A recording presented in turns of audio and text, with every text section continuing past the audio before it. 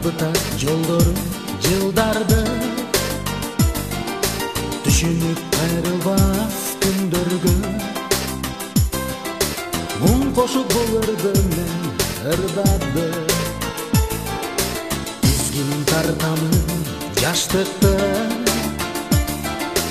ал жетпей алдырып барамын туулган күн кечеле өткөндө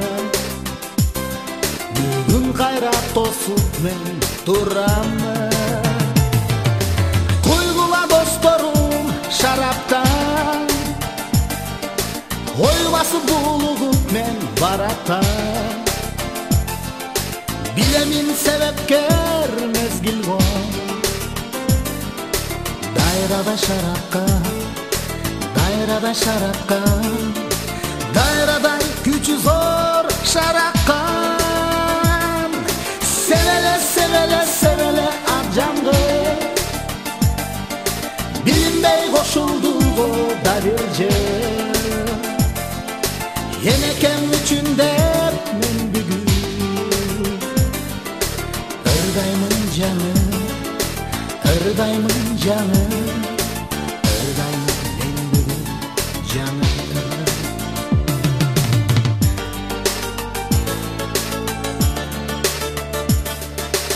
аралай жаш кезди ой менен өтүптү көп күндөр той менен туулган күн белгилеп мен бүгүн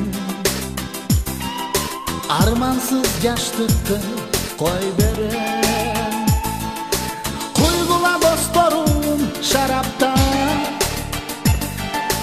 ой басып булугуп мен баратам билемин себепкер мезгил го дайрада шарапка дайрадай күчү зор шараккан севеле ак жанды билинбей кошулду го да бир жыл энекем үчүн деп мен бүгүн ырдаймын жаным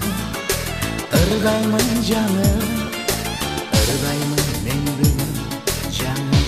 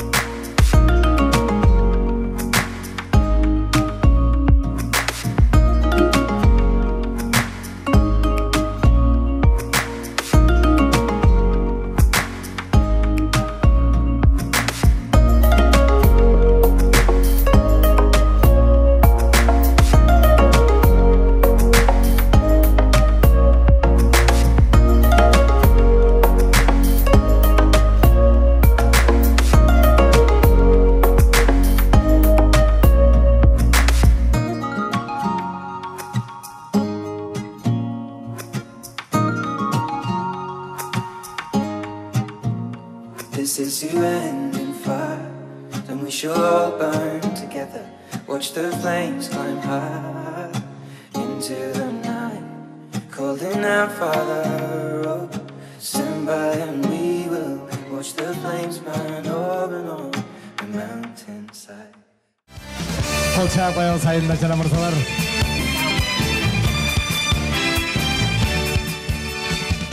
Assalamu alaikum. Алатоонун койнунда жаткан эл, кылымдарды карытып кырда кой баккан эл, желеге бээ байлап кымыз ичкен эл, достукту сактай билген, эне сүтүн актай билген, эч кимге тийишпей тынч жаткан кыргыз эл. Амансыздарбы?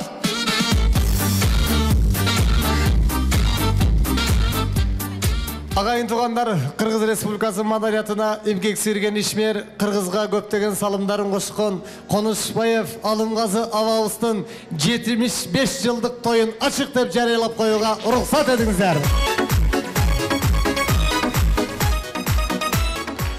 Эмесе кадырлуу коноктор менен сабырлуу коноктор, мына сиздер бүгүн Алымгазы абабызга өмүр тилейли, ден соолук тилейли деп алыстан жакындан келип отурасыздар. Эми тойдун шаанизи менен сиздердин алдыңыздарга той ээлерин заманбап ырчылардын коштоосунда чакырып коеюн. Сиздер жылуу маанайда тойго келгениңиздерди билдирип, алаканды катуураак чаап күтүп алыңыздар. Сахна төрүндө албетте Конушбаевтердин үй бүлөсү Бурул Райымалиева Анар апамды ырдап киргизет. 50 жылдан бери асыл жарлуу, алтын тактылуу, абдан бактылуу бүлөлөрдүн тою болуп атат. Кол чаап колдоп койбойсуздарбы?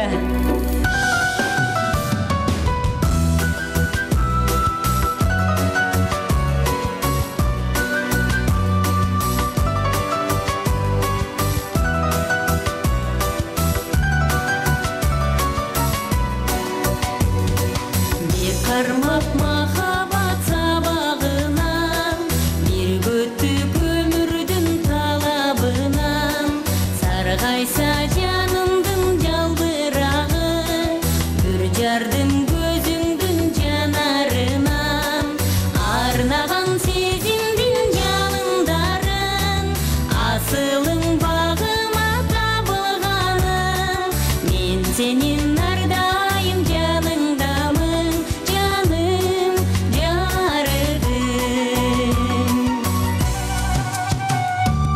Тагдырлаш шеригиң бар тағаным, талайым мөр менен жар саламын, жанымда сен болсоң жадырап күн, жыргалга бөлөнөр бар тарабым, арнаган сезимдин жалындарын, асылым багыма табылганым, мен сенин ардайым жаныңдамын, жаным жарыгым.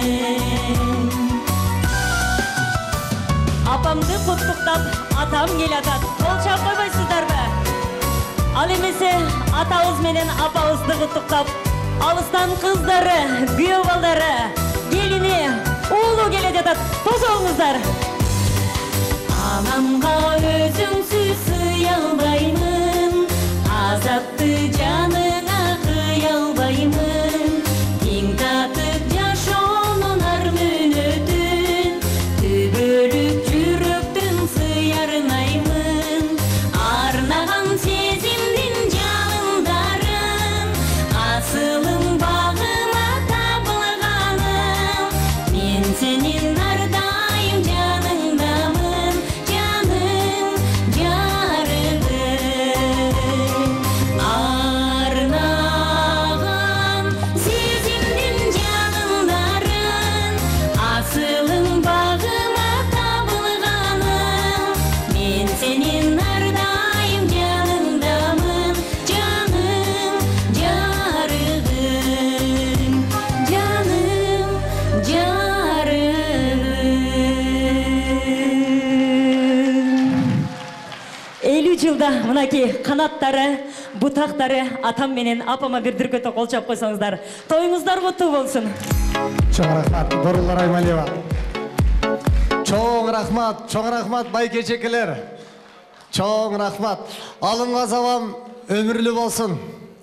Мынакей, Алымгазы байкем канча неберesi бар экенин кол менен санай албай калькулятор издеп калыптыр. Агайын туугандар, Омин агарып аткан там болсун, агамды сыйлап келген меймандар аман болсун, айгырыңар жалдуу болсун, көлдүктөр малдуу болсун. Омин. Агайын туугандар, той эшигин сиздерге келин ачтык. Алдыңыздарда дасторконго бысмылла деп барыңыздар, нанга карап коюңуздар. Агайын туугандар, келиңиздер. Алымгазы аба, өмүрлүү болуңуз, 75 жылдык тоюңуз куттуу болсун. Келиңиз, сиз да ак дасторконго отуруп даам сызыңыз, келиңиз. Ал эми барыңыздарга жакшылык каалайбыз. Той болсун, тойыры сиздер үчүн жаңырсын.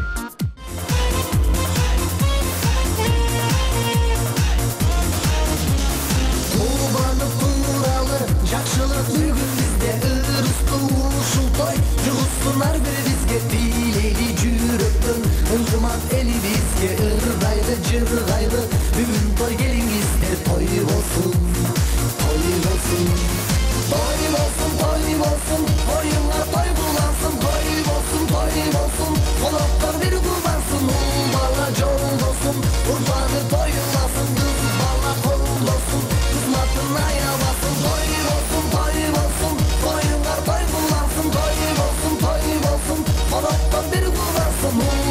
жолың болсын, ұрпағы тойыласын, қыз бала қолың болсын, қызматын аябасын, жаратқан жары болып, той елерің болсын, той болсын.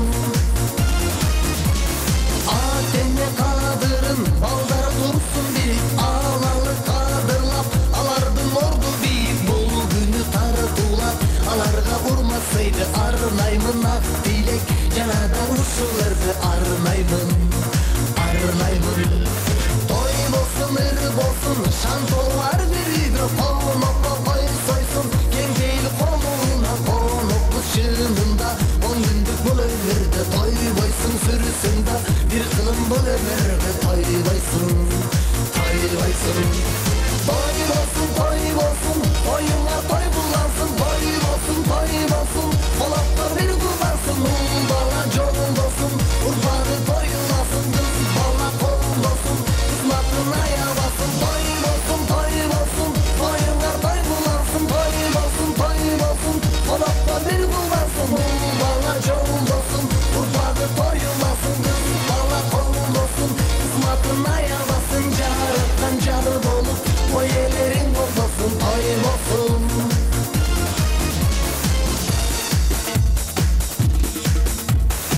Тойыңа той бұлансың, той болсын, қолақтар бір құлансың, ұл бала жолың болсын, ұрпағы тойыласын, қыз бала қолың болсын, қызматын аябасын, той болсын, тойыңа той бұлансың, той болсын, қолақтар бір құлансың, ұл бала жолың болсын, ұрпағы тойыласын, қыз бала қолың болсын, қызматын аябасын, жаратқан жары болып, той елерің болсын, той болсын.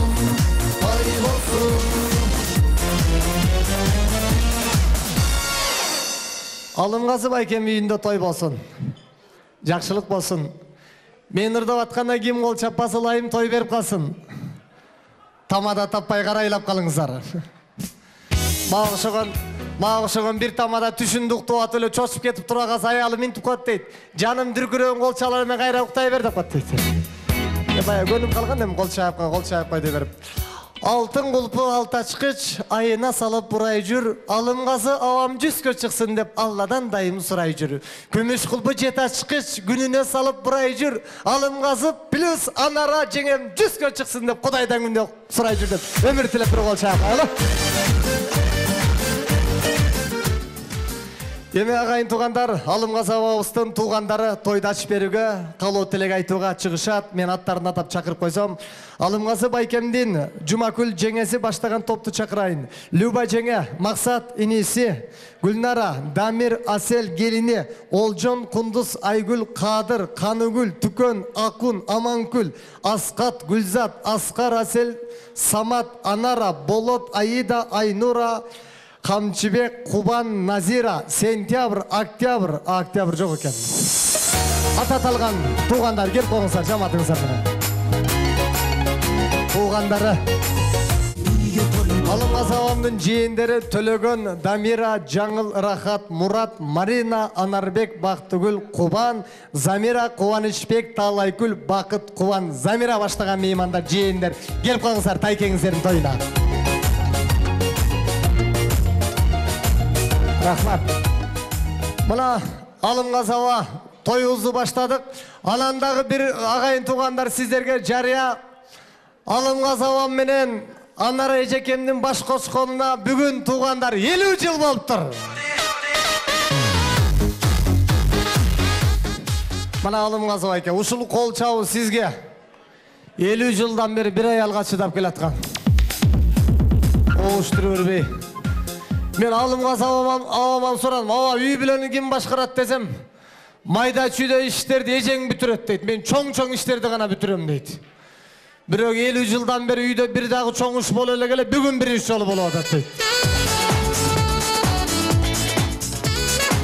Енді келіңіздер, қадырман туғандар, жақсы тілектерді айтып кетелі, олулата.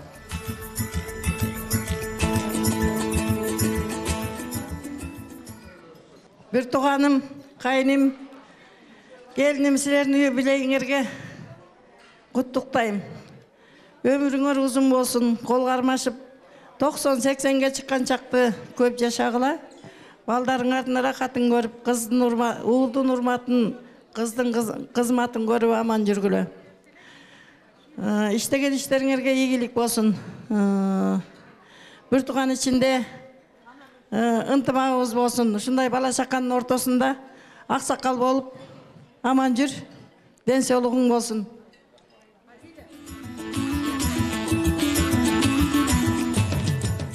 Урматтуу, кадырлуу халк, бир туугандар. Бүгүн биз өзгөчө бир аты бийик чоң тойдо отурабыз. Себеби биз барыбыз Акенова дейбиз, бизге Акен Тайке дейбиз. Алымгазы деп мен бүгүн эле угуп атам. Айт секретни болчу. Ошон үчүн мен бир нерсени бир баса белгилеп айтып кетким келет. Театр сүрүүчүлөр, театр өнөрүнүн ушул бир билинбеген согушта бир чоң бир нерсени аткара турган разведчиктер болот. Ал эми театр өнөрүндө жалпы эле ушул бир көркөм өнөр чыгармачылыгында театрдын сүрөтчү, коюучу деген аты кичине арткы планда айтылып жүрөт. Албетте, режиссер биринчи айтылат, андан кийин сүрөтчү, коюучу деген сөз айтылат. Мен ошон үчүн Алымгазы Тайкемдин театрга сиңирген эмгегин өтө чоң баалаймын. Себеби театрдын сахнасынын кандай гана спектакль болбосун, ошонун көркүн ачкан жалаң эле бир гана көркөм сүрөтчү, көркөм жасалгычу жана көркөмдөп коюучу сүрөтчү болуп эсептелет. Ошон үчүн бүгүн Акенованын эмгегин баалап айтып атышат. Мен айтар элем, театр өнөрүндө, театр сүйүүчүлөрүнүн эсинде ушул даңк медали менен сыйланган Кыргыз Республикасынын маданиятына эмгеги сиңирген ишмер деген бул өзү наам бир-эки эле адамда бар деп эсептеймин. Мен эки гана сүрөтчүнү билем, театрдын сүрөтчүсүн. Бирөө Торопов болчу, бирөө Конушбаев. Ошон үчүн мен сиздин эмгегиңизди өтө баалайм. Себеби мен кичине да болсо сиздин коллегаңызмын.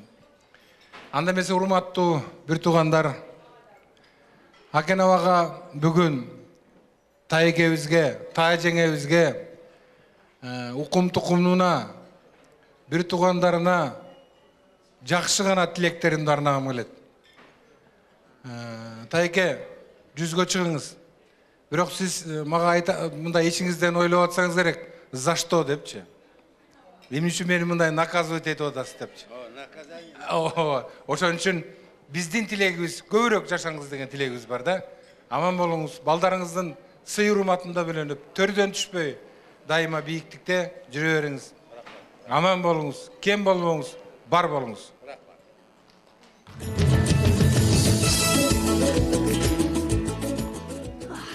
Ава, эми деп айтам, эми кутман жашыңыз кут болсун.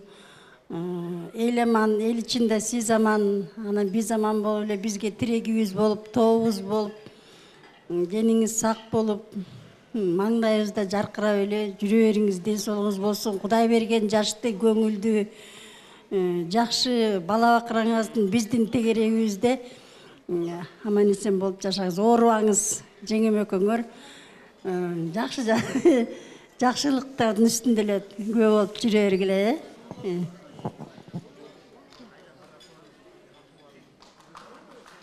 Мынага туугандары сүйлөп, кыргыздын салтын кылып, албетте Алымгазы абабыздын жонуна кереметтүү кыргыздын салты боюнча бакыйга мына калпагын кийгизип, чапанын жаап атат, туугандарына ыраазычылык билдирип туралы.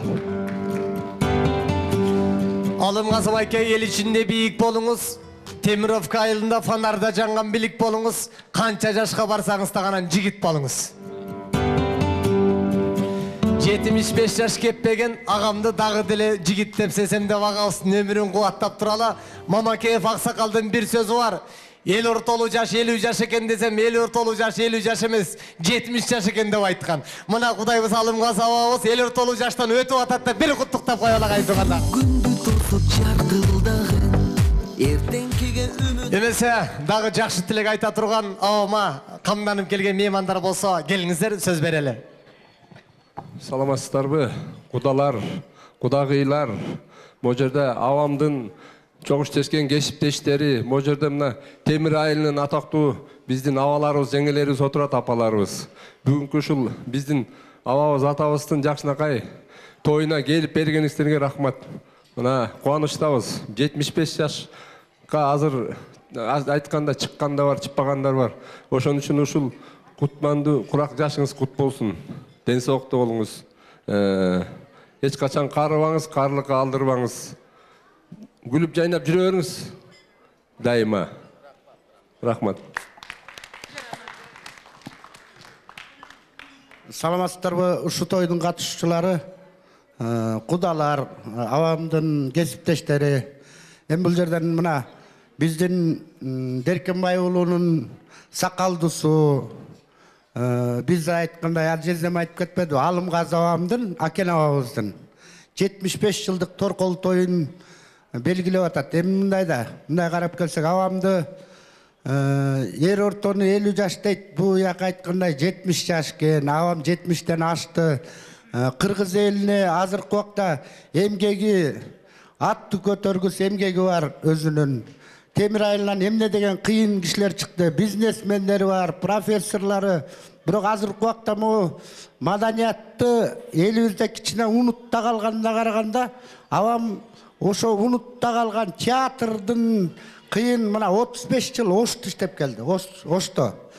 Ошто эң мына главный башкы сүрөтчү болуп, ошол жерде эмгектенип, кыргыз элинин аябай атактуу кишиси Темир айылын эмес, жекере республика Кыргызстан билет.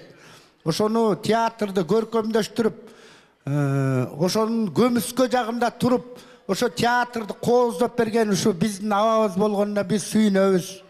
Аз маданият кичине аксап турганда, авам ушул оор заманда дагы өз кесибин таштабай, өз кесиби менен иштеп, кыргыз маданиятына, айрыкча театрга көп эмгек сиңирди. Ошону биле жүрсөк, ана момундай аба, тоюңуз кут болсун, биринчиден.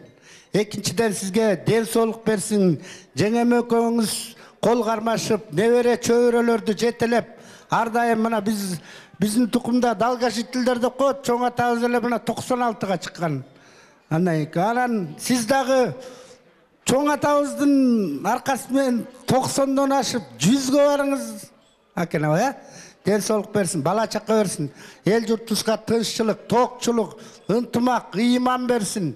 Ар дайым дасторконубуздан нан толуп турсун. Ушундай карылар арабызда өзү пенсияга чыкса да мына өксүбөй театрда дагы эле азыр үзүрлүү эмгектенип келатат. Ушундай карыларыбыз көбөйсүн. Дасторкон нанга толсун, молчулук болсун. Өлкөбүздө тынччылык болсун. Бакубат жашоосун кыргыз элибизге, өнүгөлү, өсөлү. Карыздан кутулалы өлкө. Ушундай карыларыбыз көбөйсүн. Чоң рахмат. Урматтуу бүгүнкү салтанаттуу аземдин катышуучулары,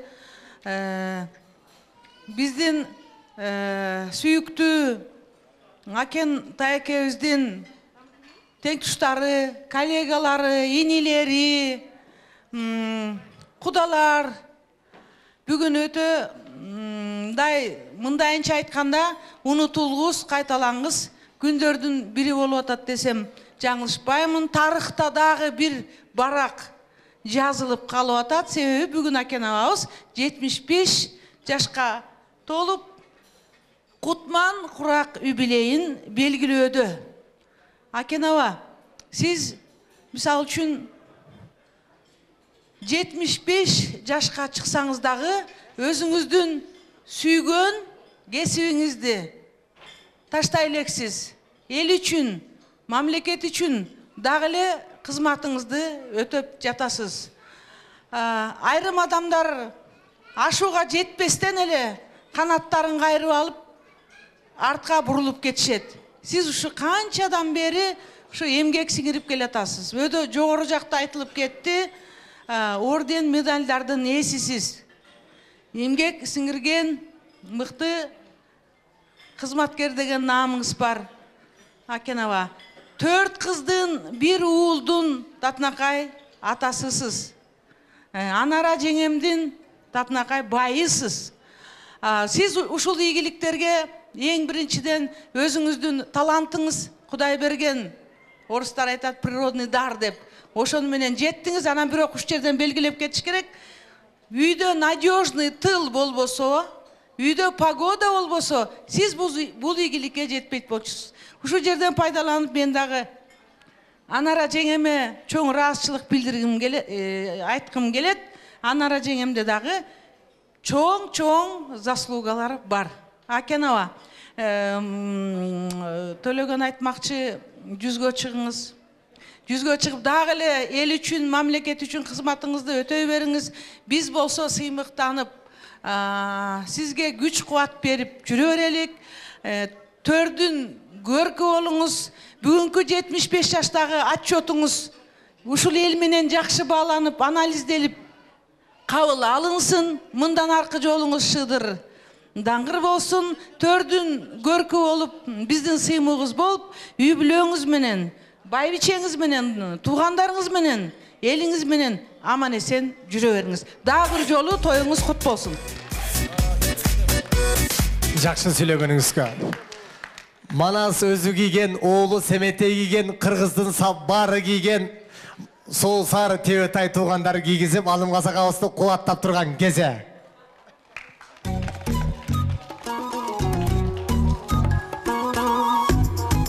Рахмат. Эми туугандар, мына белек пешениңиздерди арнап келген белектерди тапшырып берсеңиздер болот. Алым Казакабызды той куттуу болсун деп коелу. Анан чогулуп сүрөткө түшүп койсоңуздар болот туугандар. Келиңиздер, жээндер, туугандар. Акшун каручса да асманга, амалың ай болсо үндү бал. Дайранын көркү кемеде. Чоң рахмат. Эркек кишинин жашоодо 1 жаштан 20 жашка чейин биздин өмүрүбүз ата-энебиздин койнунда өтөт экен туугандар. Атабыздын, апабызга эркелеп 20 жашка чыгат экенбиз. 20дан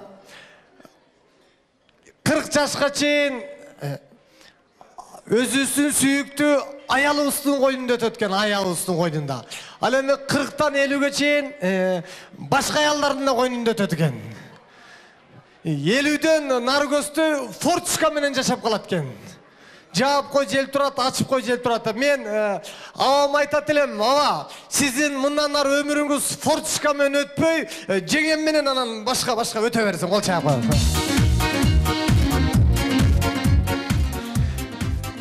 Дагы бир куттуктоо сөзүн кесегин берели. Сиздер тартынбай алдыңызара койгон даамдан алып отуруңуздар агайын туугандар. Жана бир аксакал агайым сурайт. Нурхат балам айтчы, бүгүнкү той алал той бекен же халал той бекен дейт. Деди эле мен айттым, алал да бар, халал да бар дедим. Ден соолукка жаккан болсо, кайгынан болбосун алып отуруңуздар агайын туугандар. Болгону аралаштырбаш керек экен. Аралашып кетсе жаман болот экен. Мисалы, кымыз ичкенде жалаң кымыз ич керек экен. Коньяк ичкендер жалаң коньяк ич керек экен. Арак ичкендер жалаң арак. Аралашып кетсе жаман болот экен. Бир тойда кудабыз жалаң коньяк ичкен, анан экинчи антракта коньяк түгөнүп калып, кой эми. Коньяк ичем деп айтсам уят, кудамдын берген иче берейин деп арак иче берген экен, ашказана кирип алып мушташыптыр арак менен коньяк. Коньяк айтыптыр, чыгышке дептир, адин-адинге. Арак давай дептир. Экөө эшке мушташкан адин-адинге чыгып кетип баратса, алардын урушун көрөбүз деп 5 бармак, чучук, банан кошо ээрчип алыптыр. Ошон үчүн аралаштырбай, өз-өзүнчө жакшы калоо тилектерин айтып, алып отуруңуздар агайын туугандар. Рахмат. Надырбек Алымбеков агайымдын мындай деген ыры бар. Гүлүк минип, күндөрүмдүн сызганы, күндө келген бул өмүрдүн душманы. Жүгөн салбай жүрөктөрдүн эркине, театрдын залкарлары жүрө бериңиздер топурактан тышкары. Аман болуңуздар. Дагы бир куттуктоо сөздүн кесеги кудаларды чакыралы. Турусбек кудасы, Кадича кудагыя, Рустам кудасы, Жамила кудагыя, Темир кудасы, Эркинбек кудагыя, Окен кудасы, Бермет кудагыя баштаган айтылуу Алым Казабамдын кудагыйлары келип калыңыздар. Белгилүүсү жаркыраган асыл таштын Бермет деген мыктысы сууда болот. Беделиңди көтөргөн мындай тойлордо белдүз эле жигжияттын куда болот. Мына мен Алым Казабамдын кудаларын айырмалап чакырдым туган достон. Мейман кантип королот билбейм, аны кудан анык билем, Кудай кошкон. Кудай кошкон кудагыйлар амансыздарбы? Албетте кудаңыздарга узун өмүр тилеп, ден соолугун каалап коюңуздар. Келиңиздер. Кудагый тоюңар куттуу болсун. Тоюңар той кылып, той берген кудагыларга кубангыла. Кыргыз айтып коет, казакта дагы. Жашоонун башы катты болсо, таттуу болот деп. Калган өмүр таттуу болуп, жакшылыкка бала бакыран неберен жетимен эле мас болуп жүрө бериңиздер. Жакшылык болсун. Дагы жакшылыктарды көрө бериңиздер.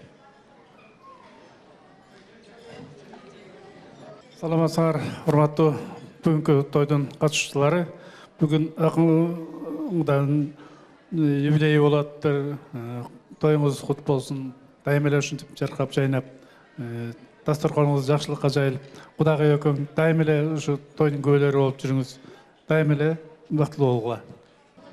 Урматтуу коноктор, урматтуу бүгүнкү тойдун катышуучулары, урматтуу акең Кудагый.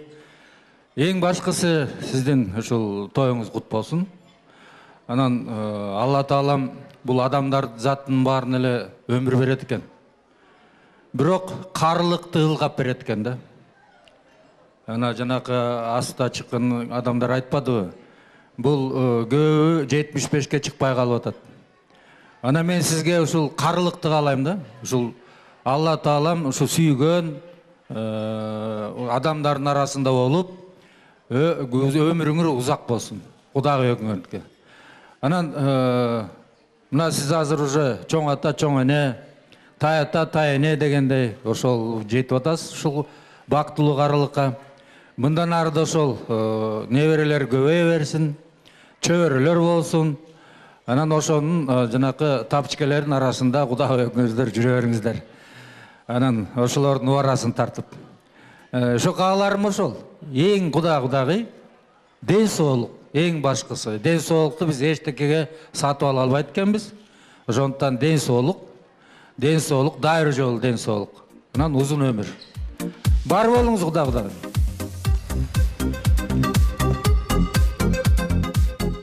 Урматтуу Кудагый. Ушу силердин торкол тоюңар кут болсун. Ушу балдардын жакшылык тоюндар дайым төрүндө төрдүн көркү болуп, ар дайым саркырап жайнап эле жүрүңүз. Ден соолугуңуз болсун, оорубаңыз. Кудай берген жашты жашаңыз. Ар дайым жүзүңүздөн күлкү кетпей, небере чөйрөнүн чайын ичип, төрдүн көркү болуп жүрүңүз.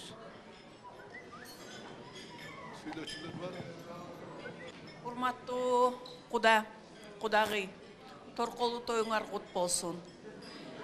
Ушул азыр сөз жеткиз той болуп атат. Бардык жакшылыкты каалаймын. Ден соолукта болгула. Балдардын төрүндө туруп, төрдүн көркү болгула. Ошолордун чайын ичип, сыйын көргүлө. Азыр Кудаңар айткандай, тапычкага бай болгула. Ошого чалынып, сүйүнгүлө. Бардык жакшылыкты үйлөрүңөргө каалаймын. Акең Куда, баятан бери элдин баары болгон чын ниети менен, ак ниети менен бардык тилегин, каалоосун сизге багыштаган бардык жакшы нерсесин айтты. Мен ошонун ичиндемин. Анан кайталабай эле коеюн аргасына. Эми туугандар, бул жерде сиз өзүңүзгө керектүү, кымбат, сүйгөн дегендей ушундай адамдарыңызды чакырыпсыз, көрүп отурам. Эми ошонун ичинде ошол элдердин баарына жакшылык, ушу сиздикинде юбилей беришсе экен. Bizde çakırmasa da özünün çöyrөсүн ушундай bir кубанычтуу күндү тартууласын. Ана мен өзүм айтып коён ушул Куданын чоң кудасымын. Себеби мунун бир тууган агасынын кайнагасы болом. Мен.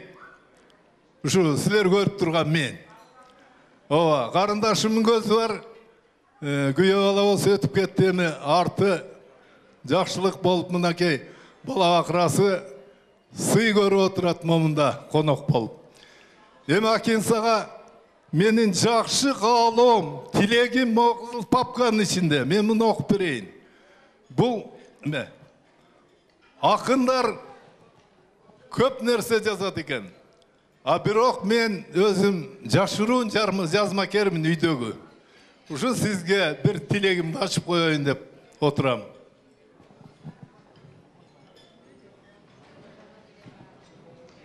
Бул каалоом сиздин ушул мааракеңизге башына сизди чаптап, ошого башым мындай баштап койдум.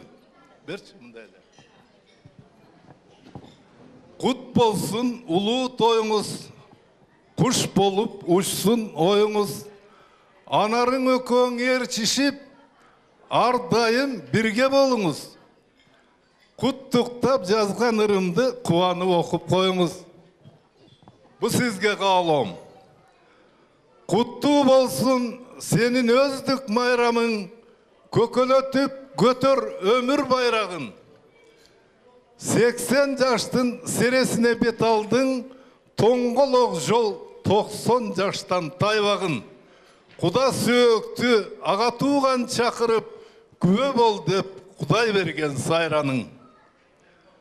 Көч башысың, хамбакайдай карааның. Бакыт тилеп мен да катар барамын. Өмүрүңдү өргө сүрөп бараткан, өмүрлөшүң тоодой жөлөк анарың. Жан дүйнөңө жарык чачып келаткан, жакшылыгын ылайым көр балаңын. Жолукканда жүзүңдөн нур көрөмүн, көп кыйналбай анын билем себебин. Театрдын касиети жылоолоп, күлкү коштоп бирге жүрсүн эгерим. Өмүр жолуң өрнөк болуп келатат, өчпөс болуп нурун төксүн дегеним. Бул улуу күн көптөн күткөн кырдаалың, ден соолугуң эң керектүү жыргалың. Өмүр жолуң өр таянып келатат. Бул улуу күн отчет берчү жылдарың.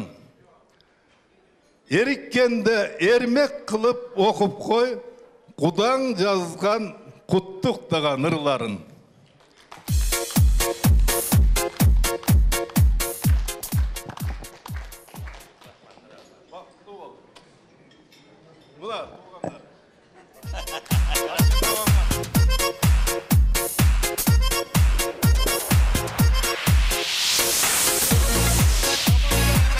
Жазып койгону элге көрүнбөгөн. Ыр менен берип бизге шык, сүрөт менен берип абама шык, 75ке чыккан абам 100ке чык деп кубаттап туралы.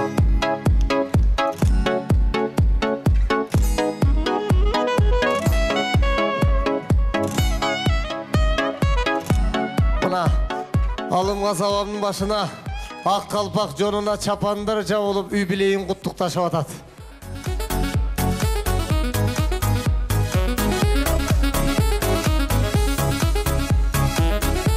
Куда абабызга ыр окуп келген үчүн тойдон эң алдыңкы приз деп могу белекти алып коюңуз. Келиңиз Куда. Абабыздан аябай камынып келген экенсиз, даярдап. Алымгаз байке, чоталда башыңызда калпакты бир жерден көргөн суатам, тааныш калпакты.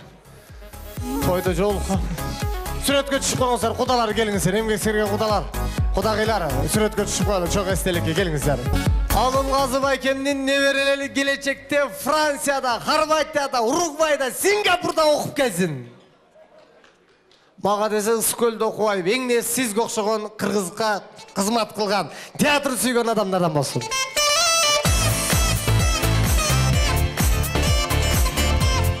Тамагыңыздар аш болсун, алалдан сосундуктан ичип отуруңуздар.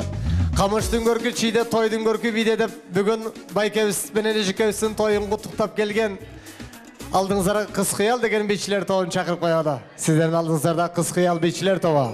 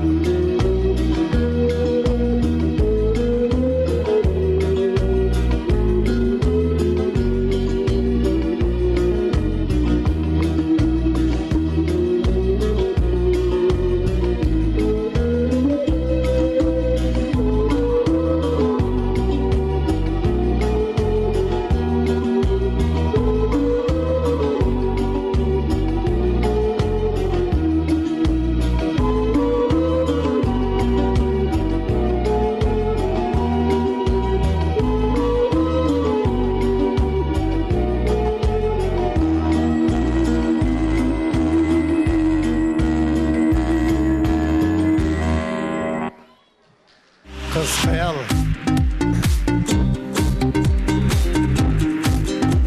Kız Kıyal beyçiler tava. Alan agayın tuğanlar bugün eme emgek singirgen, madaniyat kengmesi singirgen adamdın toyu olup atat, teatr adamın toyu olup atat, artistler kişine көбүрөөк келип kalıp, анда санда тойдун ортосунда концерт көрүп турабыз, коюп турабыз, сиздер концерт көрүп кол чаап олтуруп туруңуздар.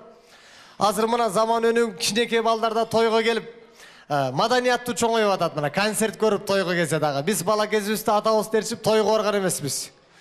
Үйдө эле отурчук, атабыздын өзүнүн концертин көрүп эле. Бирөө атамдын концерти жакчы. Мага эмес, апама жакчы. Атаң концерт коёт дегенде бакшы апам даярданып калчу, атаңар концерт коёт дегенде. Уштукуй балтал султаларды катып, калыңыраак төшөк салып. Атамдын концерти келген күнү кошуналарга белет жетпей калып, варатанын тешкинен көрүп калышчы. Бүгүн кандай концерт болду экен деп. Эми артисттерден айырмачылык жер, артисттер концерт коюп бүткөнөн жүктөнүп алып кетип калчы, атам концерт койгон жерине жатып калчы. Азыр биз деле аталардын жолун жолдоп, үй бүлөбүздө келинчектерибизге концерт коёлду аракет кылабыз, бирок алар бизге коюп коет бир күн 3 жолу сеанс менен. Азыр заман кичине өнүгүп калды. Эме бүгүнкү тойду куттуктап келген дагы бир булбул үндүү ырчы сиздердин алдыңыздарда агабыз өмір тілеп жашнағай шығармасын атқара тұрған сахнада Айбек Қасымов қол жауыңыздар менен.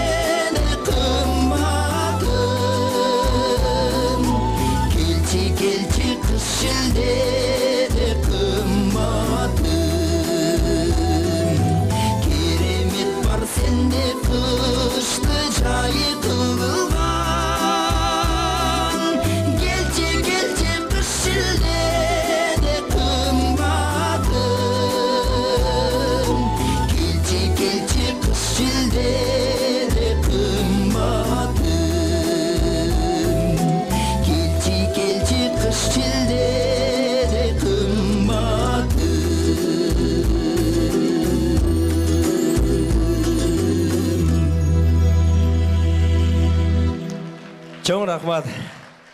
Арғаныңыздар андagi бүгінгі абабыздың 70 жылдық юбилейі құт болсын, денсаулықты болсын, шығармашылығы игілік қалайыз абабызға. Анда кейінгі шығарманы жұп қылып, Мақсат Байке менен Гүлнара жеңемдер атынан келіп отырауыз. Мақсат Байке. Шу шығарма, шу авамдың, Мақсат авам менен Гүлнара жеңемдер аттан қабыл алып қоңыздар, аба. Юбилей құт болсын, қабыл алып қоңыздар. Анда Бақай Нишарапов ағамыздың оғына жазылған сөзі Байділда Сырноғоевтың «Ақшыны» деген шығармасын ырдап берейін, қабыл алып қоңыздар.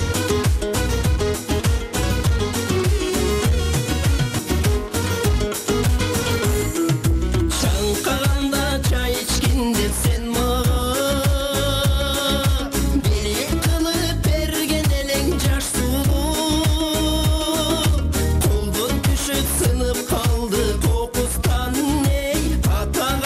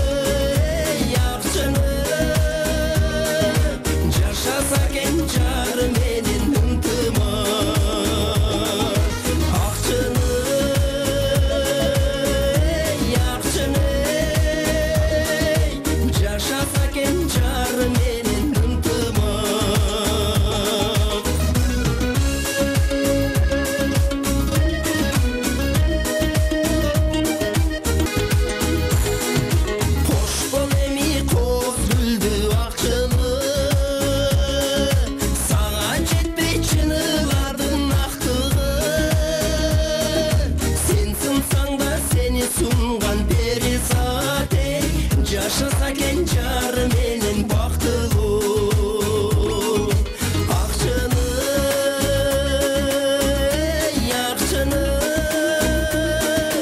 жашаса экен жар менен бактылуу акчаны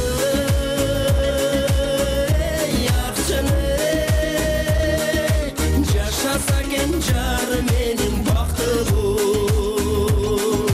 жашаса экен жар менен бактылуу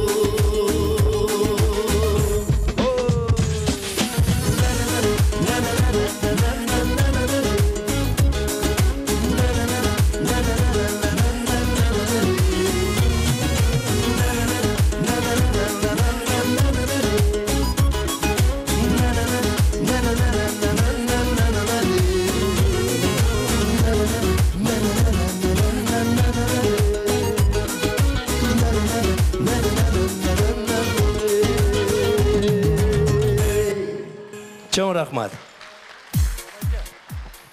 Айбек Қасымов, оğlуңуздар, қолча батаңыздар беріп қойыңыздар. Бұлдағы аға ежекелердің жашына жетіп, емгек сіңірген артист болыңыз. Анан сіздерді атқанда Қайзыл айым, же Қайзыл ежеке, Қайзыл қарындаш жақшы қол чапты. Ошаға беріп қойыңыз. Урматтуу айымдар, Айбек Қасымовтың қолынан белек алып қойыңыздар. Айбек Қасымовтың қолынан белек. Мына төрдегі азаматсыз мынаке тойдың ең активный қонағы деп мына Айбек Қасымов ежекесіне тапшырды. Ушыл ағайларым, ежелерім киноға тартылғанда телевизорда мен бұларды көріп отыршы мел, азы бұлар мені көріп отырып отады. Рахмат. Ағайын туғандар, ұрықсат етсеңіздер мен Алымғазы байке мен Анар ежекемді моғыл жерге шақырайыншы. Алымғазы байке, ұстолчыңызды алып алып келіңіз. Ұстолчыңызды алып алып келіңіз. Мен берге қойып берем. Алымғазы байке, отырыңыз, қана отырыңыз, Алымғазы байке. Отырыңыз. Алымғазы байке, отырыңыз. Алымғазы байкем жүзге шықсын дегендер бір қатып қол шағып қойылы келіңіздер. Анар ежекем жүзге шықсын қол шағып қойылы. Өмірлі болсын, екеуі тең жашасын. Келіңіз. Ежекем. Ақырын кел отырып алыңыз ежекем. Ежекем бұдың ішіне сыр қолатып алып тұр. Ағауыз жетміш бе? Алымғазы байке, сіздер жөн жүрбей тұрбайсыз ұшыл жашқа чейін. Ағайын туғандар, мен бұл еме ауышқа менен байбиче жол болса ағауыз менен ежеуіз дегенде чықырғаным себебі білімін текшерейін деп атам. Азыр Алымғазы байкеме 3 сұрау берем. 3 сұрауға жооп берген болса, үй білөні Алымғазы байкем башқараткен деп білесіздер. Қоқысы Анара жеңем жооп берген болса, Анара жеңем башқараткен деп білесіздер. Ар бір сұрауға маны беріп, қол чайып қойасыздар. Білмей қалсаңыздар, білем дейсіздер. Емесе қыздың қырық чачы ұлы, 12 неберенің чоң апасы, 4 қыз бір ұлды тапқан, ушыл кишиге чыдап келатып, қан Анара жеңемен баштайын. Так, жаңа айтыңыз, оңайлы сұраулардан берейін, емін қиынабай. Түгелбай Қазақовтың қанша оғаны бар? Ой, жамғыр төкті. Жоқ, қанша оғаны саны? Көп. Білбей қалды. Білбей қалды. Так, жеңем оқыған емес анша ділі. Так, ава сізге Қырғызстанда қанша облас бар? 7. Опа, 1-0. 1-0. Мұна, авам сыраз айтты. Ежекем, оңайлы сұраулардан берейінші. Уругвай мамлекеттің президенті кім? Жақсы. Білбейді, мұна жеңем оқыған емес жеңем. Мұна, азы қараңыз. Россияның президенті кім? Путин. Мұна оқыған 2-0. Мұна 2-0. Ақырқы сұрау жеңе. 14 жұмыртқаға 4-ті қосып 3-ті көбейтсе қанша болады? Яны санаш керек, калькулятор берші. Білбейді. Еме, Алымғазы авамаз сұрау. Ава, адамда қанша құлақ бар? Көл. Опа, 3-0 ағайын туғандар. Рахмат. Мына үй бүлөнү алымга забан башкарат экен деп билели. Аба үй бүлө башкарганга эмес. Ушу бала бакыраңыз менен бакубатчылыкта моуреки мынакей кыргыздын сыймы болгон, каймак болгон кесиптештериңиздер менен аманчылыкта Кыргыз драма театрын өнүктүрүп дайыма жүрө бериңиз агай. Барбаңыз. 80-ге чыкканда балдарыңыз 08 мингизсин. 90-га чыкканда 09 деген машина мингизсин. Эми 100-га чыкканда айдай албай калсаңыз керек уяласыз. Рахмат. Эмесе кадырлаган убагында агабыз күйөө болуп түшсө, бүгүн кадырлаган кайын журту болуп отурат. Аз агамды мен бул жака кайын журтун жакшылап чакырып коеюн. Айтылуу таластык туугандар, агамдын кайын журту Анар эжекемдин төркүндөрү музыканын коштоосунда бир 75 жаш керемет тойдогудай бийлеп чыгып коюңуздар. Фатима эжекем, Алик байкебиз, Жыргал жеңе, Полина, Манзур, Галя, Малик, Марина, Лейли, Алмаз, Чынара, Назира, Аида, Азиз баштаган, кадырлаган кайын журт келип коюңуздар. Кана тойдогудай бийлеп келип коюңуз. Алым Казым байкемдин кайын журту келиңиздер, тойдогудай бийлеп келебиз. Тойдогудай бийлеп келебиз. Максаттан селкинче, кандай теппей мындай де, орунчанан селкинче, турбай теппей мындай де, ойно алгыла, ойрон калар бул дүйнө, күлүп алгыла, күмүрөн калар бул дүйнө. Келиңиздер. Жаңа ачылган гүлдөй жан, кызылы жолуп гүлдөй жан, кызгенеңдер гүлдөй жан, гүлдөй жан, гүлдөй жан, гүлдөй жан. Кана бийлеп шашу, кайын журт. Гүлдөй жан.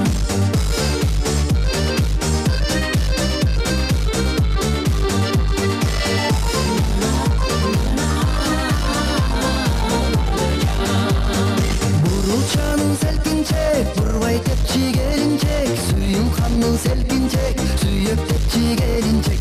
Biz bolubuzsa ömürdün, kızığı çok kızlaray, hamurcağın yüzündün, kızığı çok kızlaray. Çoğun rahmat. Emese, koş kelipsizler urmatlı meymanдар. Gelingizler emese, ушул үй бүлөгө бакыт каалап өмүр тилеп коелу. Ойдогу жүрөктө турган каалоо тилекти ардап коелу. Келиңиздер.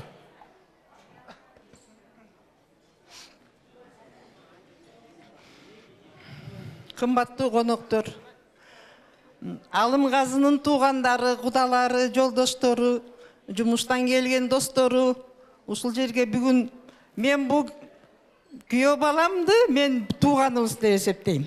Бизге тууган болуп калбады нече жылдан бери.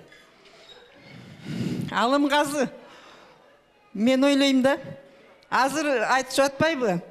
75 жаш деген орто жаш деп. Орто жаш болгондон кийин ойлосоң, али баары алдыда экөөңдүкү. Эми балдарыңардын небереле чөбөрөлөрү көргүлө, дайыма ынтымакташып кандай жашап келсеңер, ошондой жашоодо жашай бергиле. Ана мен эмне дегим келет, экөөң бактылуу болгула. Кайрадан өмүр сүргүлө. Өмүр сүргөндө да узун сүргүлө, дайыма сүйүнүштүн үстүндө жүргүлө. Ошол анан калгандар да айтат чыгар.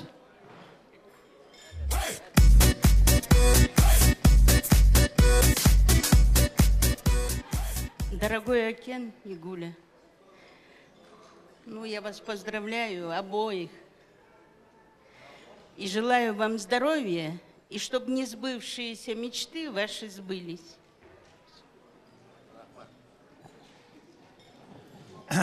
Кымбаттуу жезде, мына бүгүнкү 75 жаш, 75 айтып атпаймыз, жаш кайымда той өтүп атасыздар, ошо кут болсун. Сизге ден соолук, мына 75 жылдан бери сиз жезде болуп атасыз, бизге дагы 75 жыл жезде болуп жашаңыз. Дорогие гости, это наш самый любимый жезде, самый наш золотой, дорогие кудалар, дорогие его друзья, артисты все. Кыргыз драмтеатр где сидит? Что-то не вижу. Здравствуйте, дорогие артисты, наши самые любимые. Это наш самый любимый жезде, которого мы очень сильно все любим, Казакбаевы. Дай Бог жезде вам здоровья, счастья, чтобы вы всегда были такой молодой. Благодаря нашей сестре он такой молодой и красивый, да? Золотой мой. Мы вас любим, ценим и будьте всегда с нами рядом.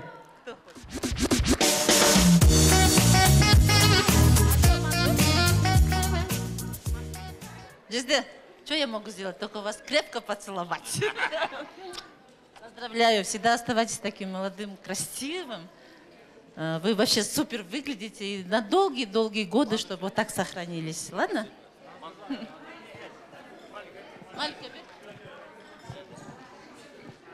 Алтындан қымбат мен жездем бар.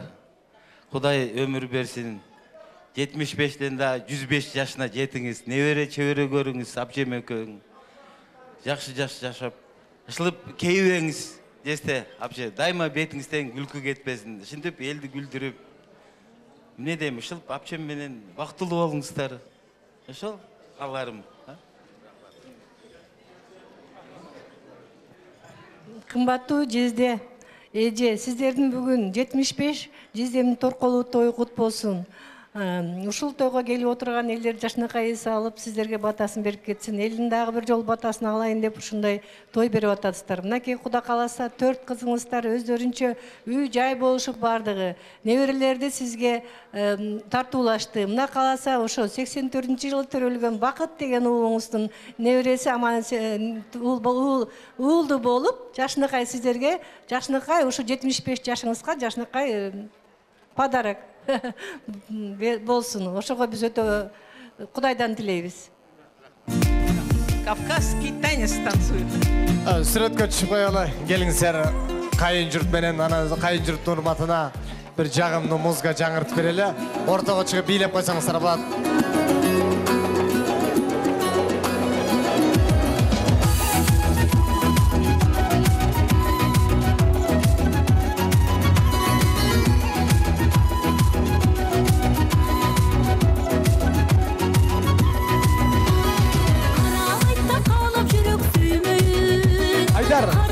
Kafkaski tanец.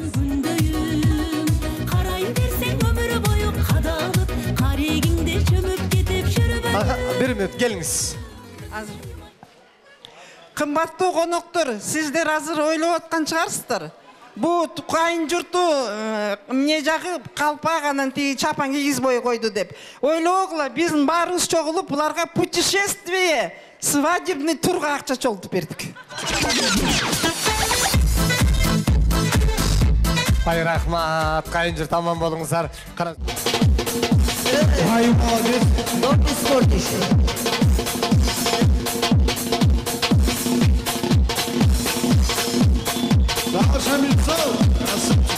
Ай, машаллах.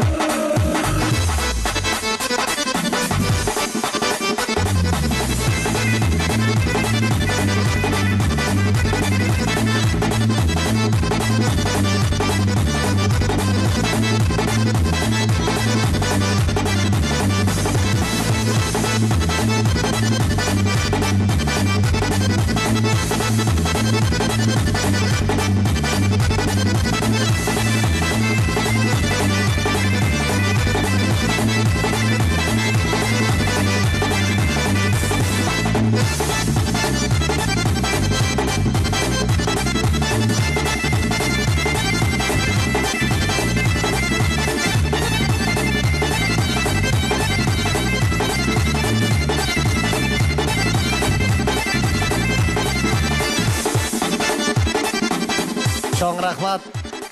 Бийлегениңиздерге рахмат, Моулеке. Арзыбаган билектерди алып коюңуздар. Тойдон ырым деп, жакшылыктан ырым деп алып коюңуздар. Кайрадан сиздердин алдыңыздарга жагымдуу чыгарманын кезегин Боролор Айымалиеваны сакта түрдө чакырып коёду. Боролор Айымалиева сиздер үчүн жагымдуу жаңы чыгарма кайын журттун аркасынан. Чоң рахмат. Тоюңуздар куттуу болсун. Тамагыңыздар даамдуу болсун дейли.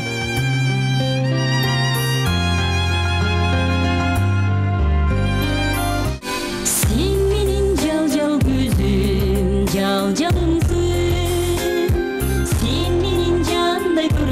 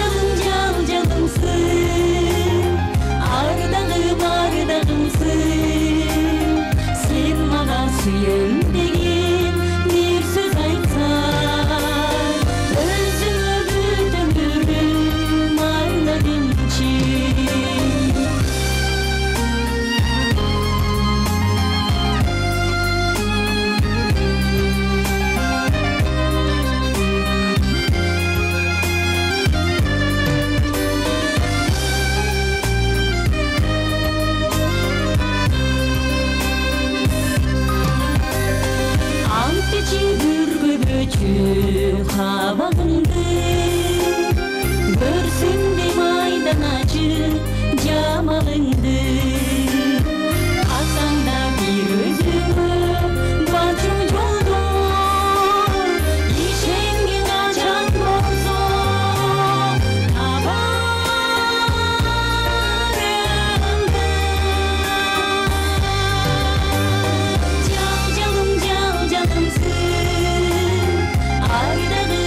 табарымды сен маған сүйем деген бір сөз айтсаң өзіңе өмірім арнадымшы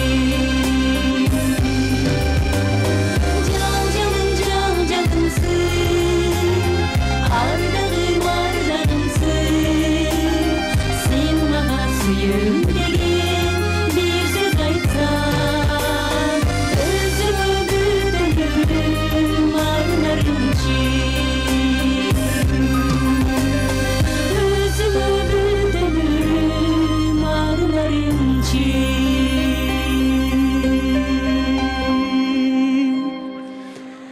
чоң рахмат.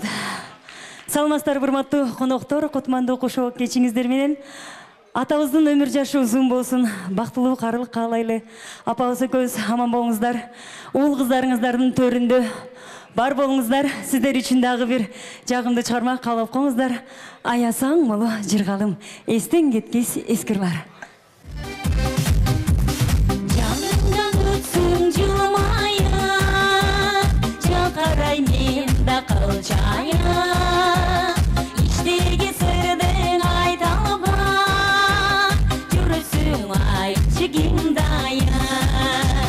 Иштеги сырдың айта албай, жүрөсүң айтчы кимдая.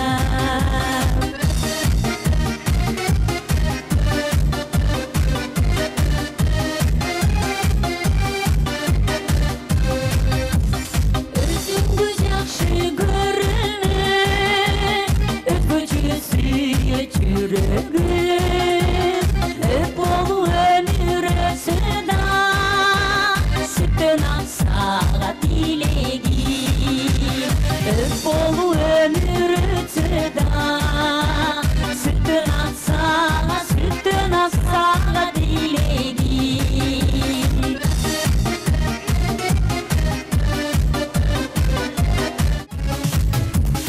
Ойлорум менен таң ата, ойлорум сени самата.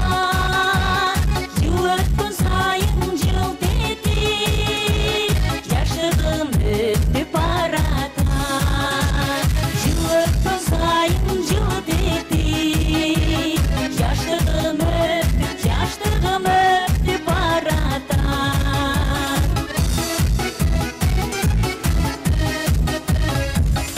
Айтырбай келип сырларды, ардактап жашты кыргалы. Алакты кылбай көп эле, аясаң болбо жыргалы. Алакты кылбай көп эле, аясаң болбо жыргалы. Алакты кылбай көп эле, аясаң болбо жыргалы.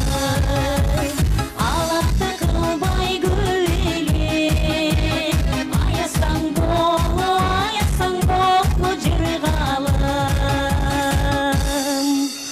Чоң рахмат. Бурул Раймалиева, кадимки Раймал атабыздын небереси. Бурул Раймалиева, үй бүлөнүн эң кичүү кызы Керемет ырчы. Алдыңыздарга кайрадан кыз кыял бийчилер ансамблі экинчи бийин тартуулап койушсун.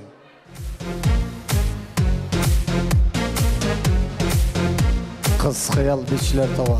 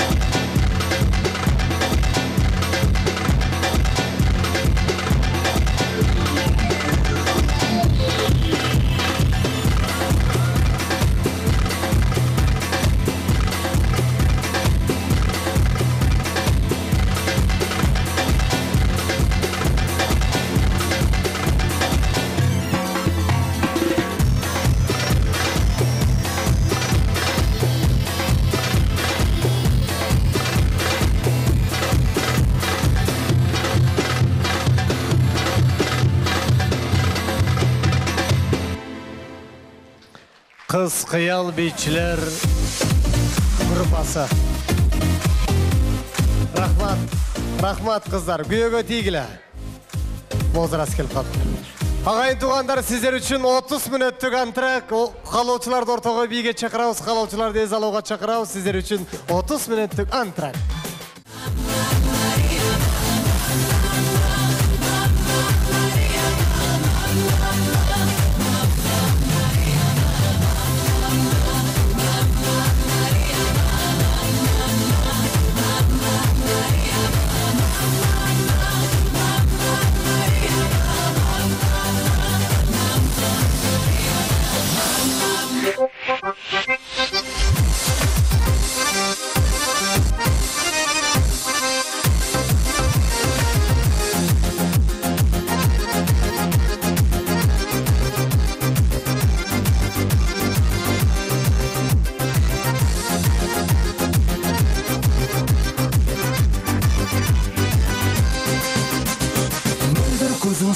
Sözün ғашық болдың кем өзің қалыңа таусылды төзің сәлемді сен қарамай кездесуге келе алмай менен басқа сүйгенің бар ма сәлемді сен қарамай кездесуге келе алмай менен басқа сүйгенің бар ма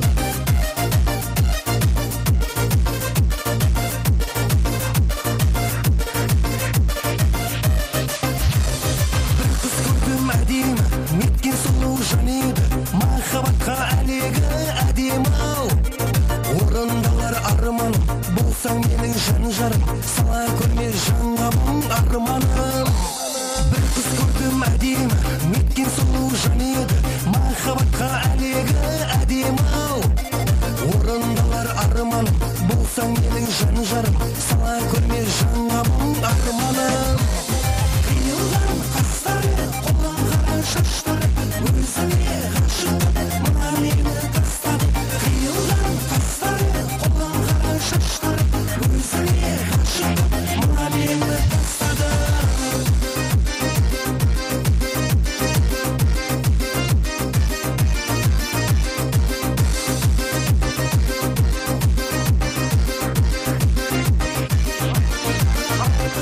алты жарым жеті жарым сегіз жарым тоғыз жарым мазам жоқ ары күтем бері күтем өзіңнен бір хабар жоқ алты жарым жеті жарым сегіз жарым тоғыз жарым мазам жоқ ары күтем бері күтем өзіңнен бір хабар жоқ алты жарым болып кетті сағатым күте күте таусылды ғой тағатым енді қанша күтем сені аяулым күте беріп ауырып кетті аяғым алты жарым болып кетті сағатым күте күте таусылды ғой тағатым енді қанша күтем сені аяулым күте беріп ауырып кетті аяғым алты жарым жеті жарым сегіз жарым тоғыз жарым мазам жоқ ары күтем бері күтем өзіңнен бір хабар жоқ алты жарым жеті жарым сегіз жарым тоғыз жарым мазам жоқ ары күтем бері күтем өзіңнен бір хабар жоқ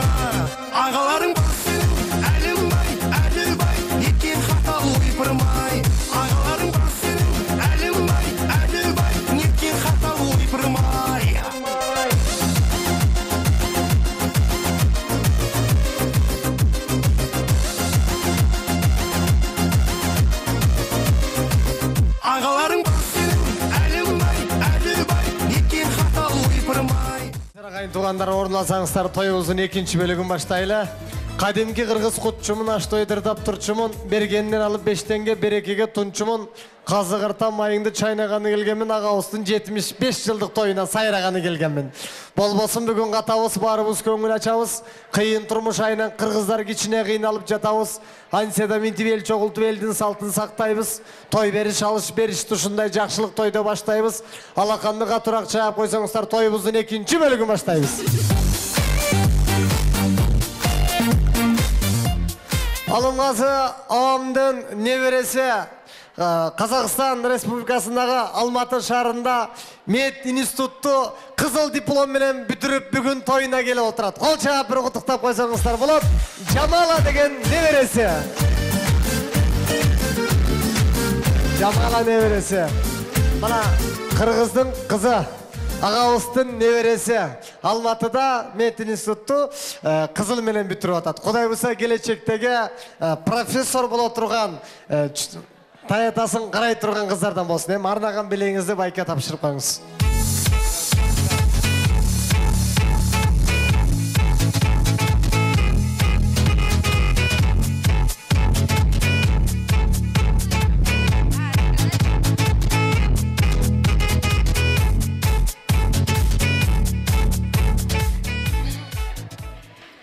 Тайташка, от всей нашей семьи я хочу поздравить вас с юбилеем, 75-летием.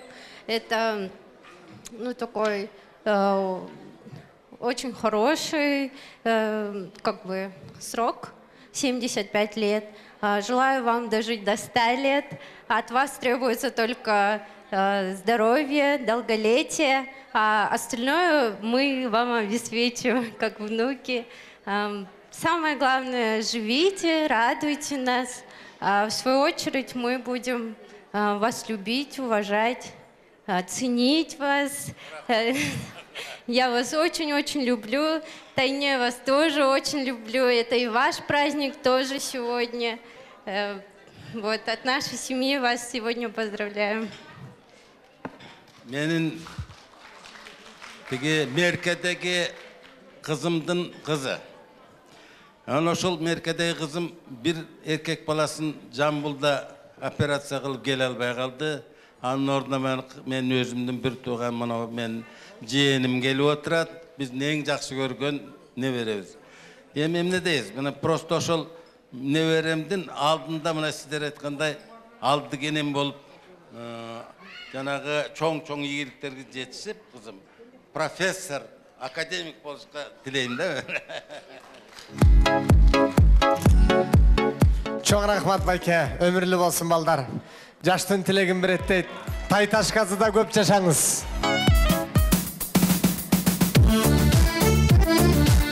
Ағайын туғандар, мен сіздердің алыңызарға екінші бөлікті алпыра тұрған тамаданы шақырайын.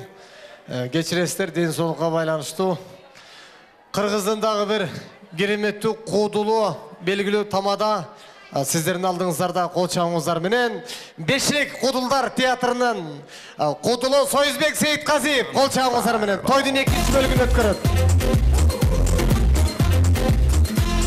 Арбаңыздар ағайын, аға тойыңыз құт болсын. Мұндай тойдың далайын өткөріңіз. Ошо тойлорда да жақшылығыңыздарда көп болып жүріп эле. Ал эми азыр мына бир сүйүнүч болду. Небереңиз мына окуу жайды бүтүп келиптир. Кыргыз эли кандай эл, кыргыз эли медицинада акыбалыңар кандай деп дүйнө сурайт экен.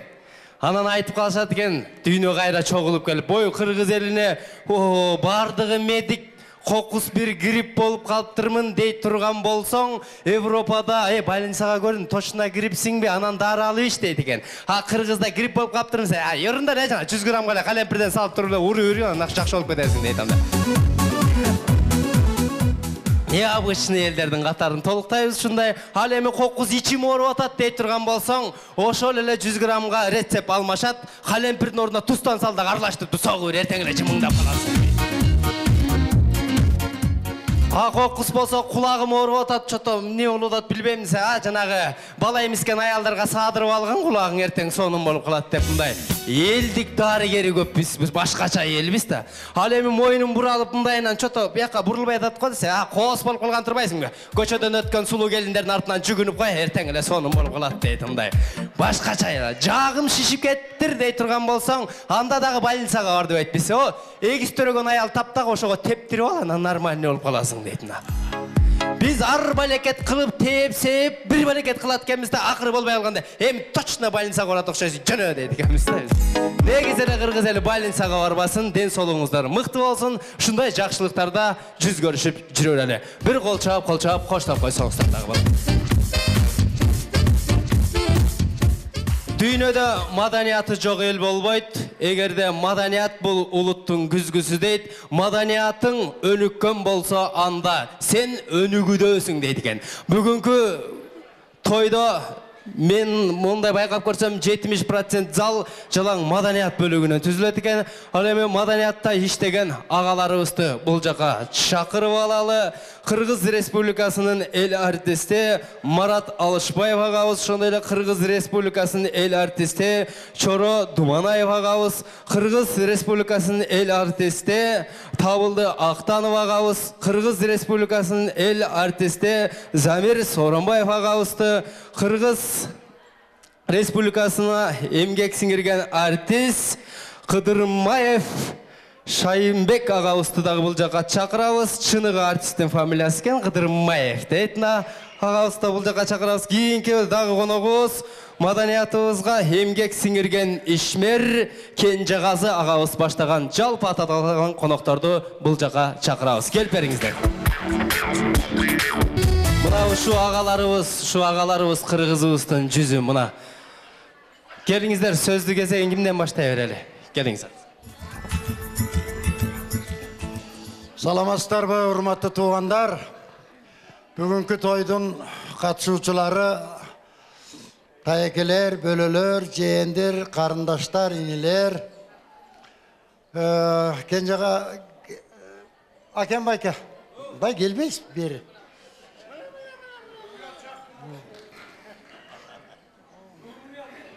Мындай түз ийгирээк киши көрүнсө эле жанына барып эле чыкпай каласыз да.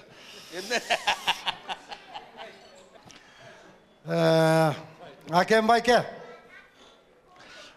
биринчи Кудайдын кулагы сүйүнсүн. Жараткан өзү жар болсун сизге. Мына бул жашка эл журтуңуз менен, ага тууганыңыз менен, үй бүлө бала бакыраңыздар менен аман эсен бул жашка жетип, ошол агайын туугандардын эл журтуңуздун сыйын көрүп, үй бүлөнүн башчысы катары алардын урмат сыйына бөлөнүп, биздей инилериңиздин, кесиптештериңиздин урмат сыйына бөлөнүп, мына бүгүн жаркыратып, ушул жакшынакай жашыңызды элге бир чай берип бир эседен, эки эседен батасын алып калайын деп ушинтип отурганыңызга биз чоң ыраазыбыз. Бата менен көгөрүп келген кыргыз эли, Манас атабыз баш болуп. Ошондуктан жашпы, карыбы кыргыз элден, ушул агайын туугандан жакшы санаалаш, жакшы ниет тилектештерден, жүрөктөштөрдөн бата алып койсо, өмүргө чындыгында өмүр кошулат экен, көңүлгө көңүл кошулат экен. Эми сизге эмне каалайбыз? Баарыбыз эле жараткан Алланы оозанбай туруп, Кудайды айтпай туруп эле чөнтөгүнө салып келгенси беле сизге 100 жашты каалайм, сизге 95-ти, 90-ды каалайм дей берет экен. Биз ушу турган жамаат Кудайдан сурайбыз, тилейбиз. Сизге мындан ары дагы өзүнүн пейили түшкөн, өзүнүн бир ниети түшүп, оң көзү менен караган адамдар ушинтип сиздей арбай, ачпай, мынакей, мени менен тең болуп эле турасыз. Көргөн элде эле калпайт турбайт. Өкө тең туш эле го, же Акен байке Табылдыдан бир аз кичүүрөөк болсо керек дейт. Туура да. Анан кийин, ооба, биз сизге эң биринчи ден соолук каалайбыз. Ден соолук болсо анан өмүр болот да. Экинчиден, ушул үй бүлөңүз менен жеңем менен ушул Кудай берген жашты кол кармашып дагы эле небере чөбүрөлөрүңүздү жетелеп ырыс бакытка бөлөнүп үй бүлөлүк. Ушул эл журтуңуздун аратысында жүрүп туруңуз, үчүнчүдөн жөн жүрбөңүз. Оюңар эле жаман, кое тур. Андай эмес. Андай эмес, мен башканы айтайын деп атам. Карачы. Бул ошо кесиптеги адамдар болбойт экен да баары. Анан элиңиз үчүн кылган эмгегиңизди бүт өкмөт да билет, эл да билет. Эми ушул эмгекти сизден акылыңыз ордунда, шыгыңыз, талантыңыз кадимкидей, мындан арадагы кыргыз театр өнөрү үчүн тоодо эмгек жасадыңыз. Эми тоодон бийиктеңиз. Мынакей Акен Конушбаев дегендин спектакльдери бир айтканда дүйнөнү аралады, чынбы буга чейин. Эми ошол бийиктиктен түшпөсүңүз биз тилейбиз. Бийиктесеңиз бийиктей бериңиз, ылдыйлабаңыз. Ушуну каалайбыз. Сизден суранабыз дагы, буйрук да беребиз. Элдин атынан.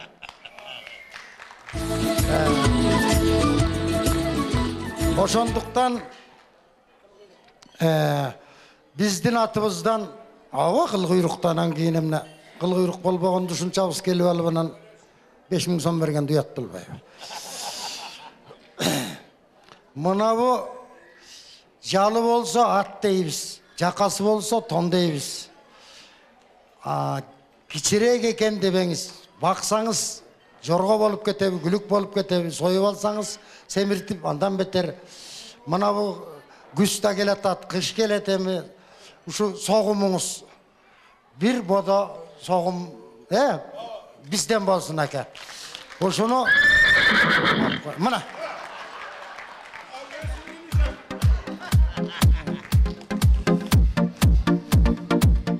бар болуңуздар. Акен Байкенин өмүрү узун болсун, өрүшү жайык болсун. Ырыс бактысы ушинтип көлкүп чалкый берсин. Агайын туган улуу киши менен, кичүү менен сыйлашып, улуу менен урматташып, узак өмүр сүрүңүз. Узак өмүр сүрүңүз.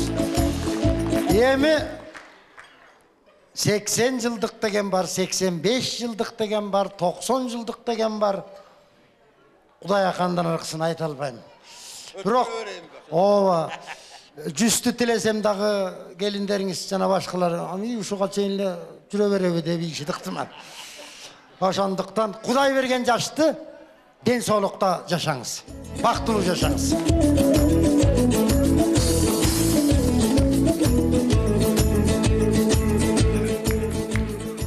Кутмандуу кечиңиздер менен, урматтуу туугандар, той кылансын, бүгүн жакшы күнү жолугуп атабыз.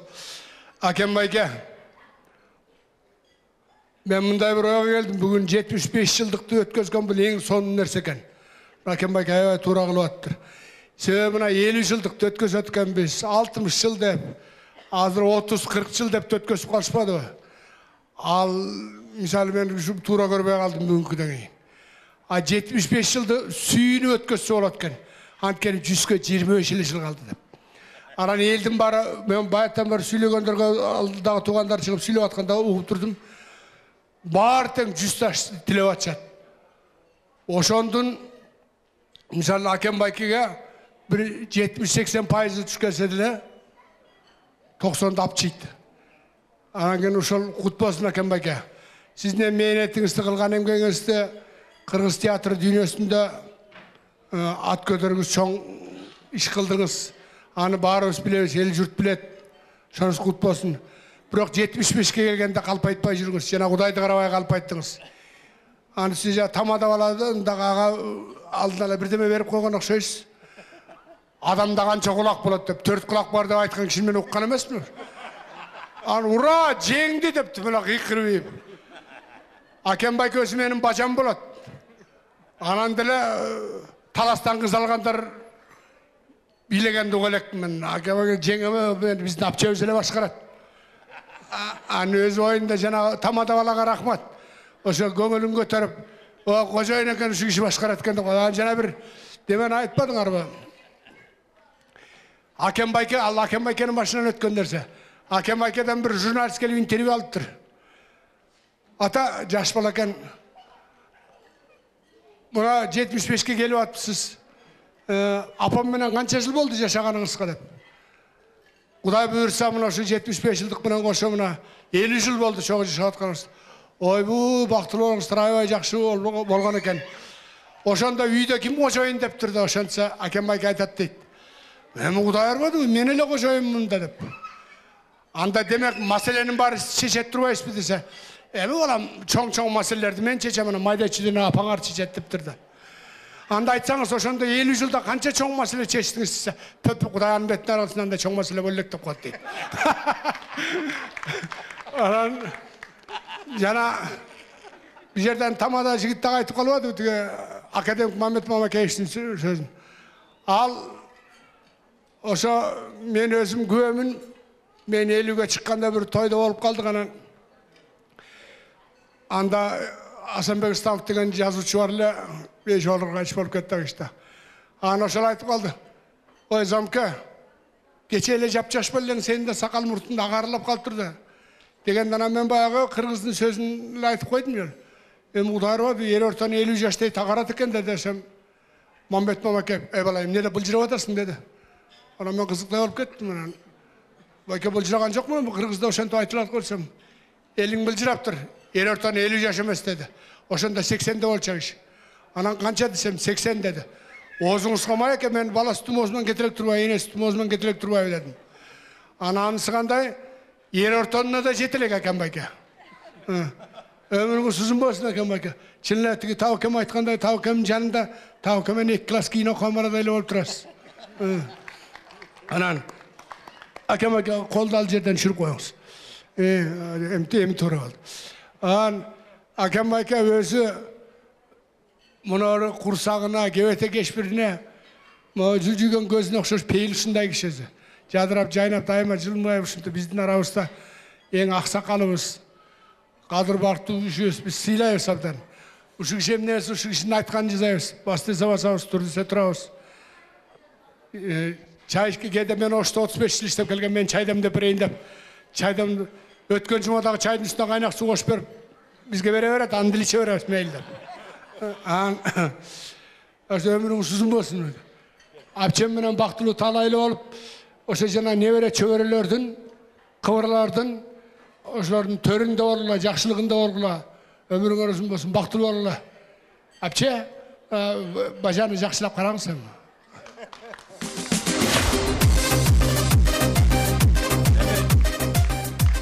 Жакшы сөздөрдүн барын бул алдыдагылар айтып коюшту.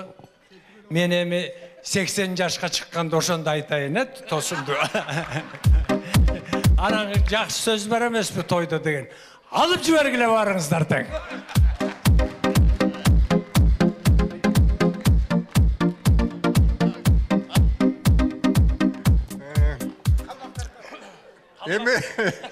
Менен илгери чоң энем калмак болуптур, ошондон бери эле мени калмак дешет.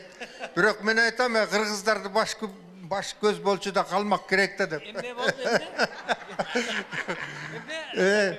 Акен Байке менин акем болот. Gelgenden beri ayağında cıldızımız tuş geldi. Negizi altınday adam.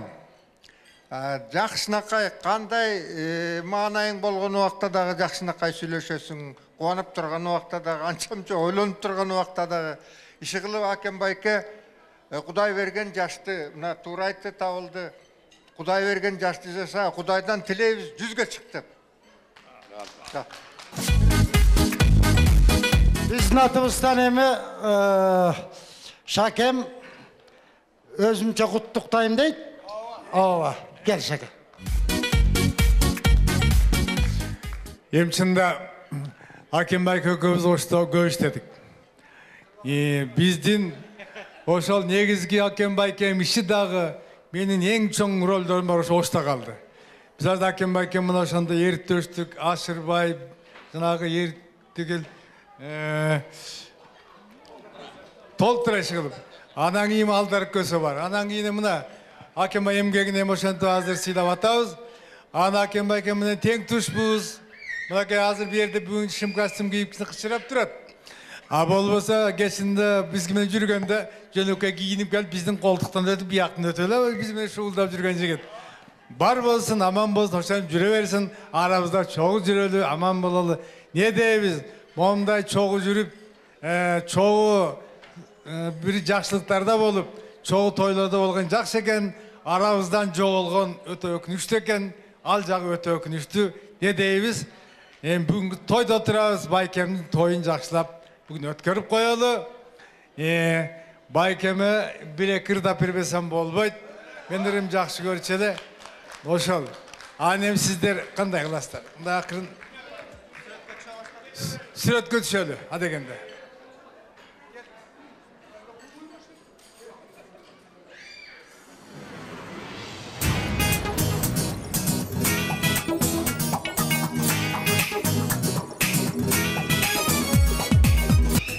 Акенбайкем бүгүн жакшынакай 75 жылдыгы болуп атат. Мынакей Акенбай 75 жылдыгыңыз болуп атат. Ана ушу жакшынакай тойдо сиздин илгери жеңе менен жаңыдан таанышып, анан ошо жеңеме тийишип жүргөн мезгилиңиздерди эстеп, сизге бир жакшынакай ырдап берейин, эми. Кеттик анда, маэстро.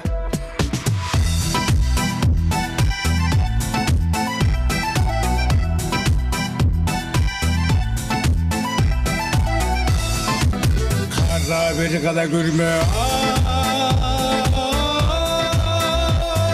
şahidip boylarlar ay katır bir gönül barçakta ay oynolar kızlar kızlar ay hayırdır gelmey tömürün oynolar kızlar ay Oynoy albay gül albay oy boğula kızlar ay ay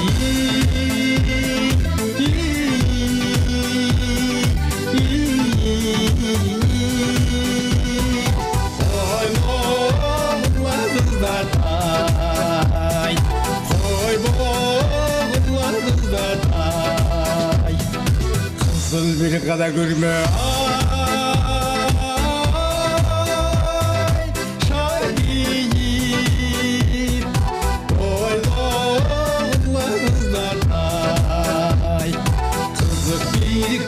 Barçakta ay oynoğla kızlar ay Kılçay bilbey tülmüydün oynoğla kızlar ay Ayran daştık korkup koynoğla kızlar ay ay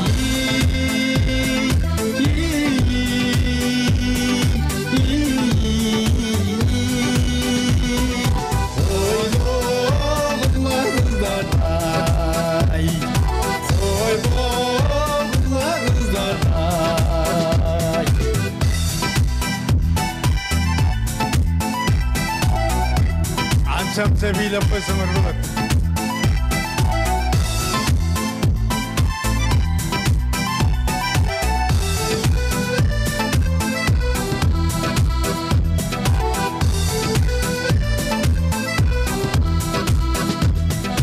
Yaşıl bir kada gülme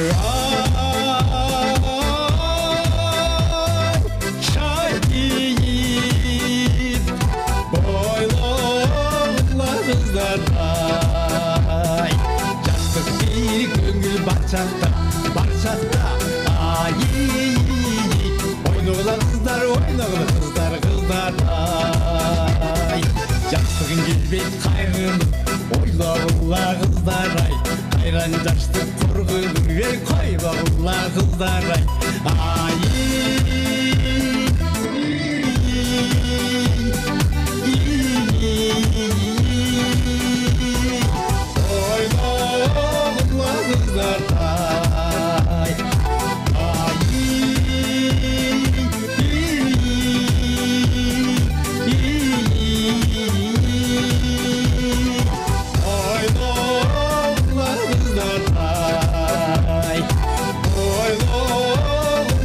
Kızlar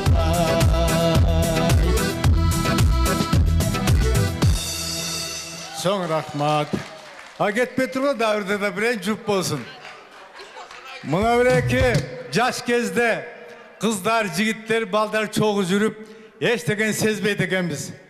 Азыр 70-ке жақындап 60 ашқандайын ақсақалдар чоғы тұрып қалсақ, астымыздан келіндер, жаш қыздар өтіп қалса, ой, бұл жақшы келін екен, бұл жақшы қыз екен деп, сұлуларға сұқтанады екенбіз. Емесе сұлуларға сұқтанарлық ақым бар.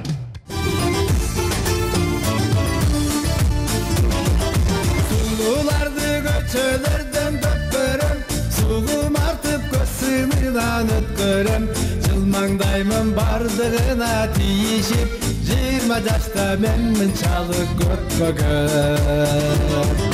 Шектенбесін көргім білген жақындар, шеріктешімімді бар асыл жар. Сурып алам чечекейің десең да, сұлуларға сұқтануған ақым бар. Сұлуларға сұқтануға ақым бар.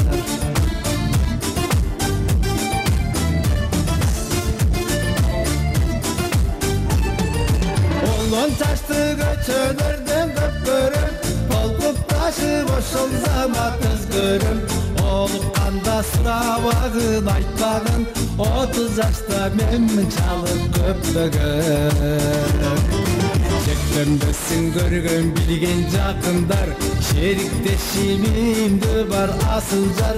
Суырып алам чечекейің десең да, сұлуларға сұқтануған ақым бар. Сұлуларға сұқтануға ақым бар.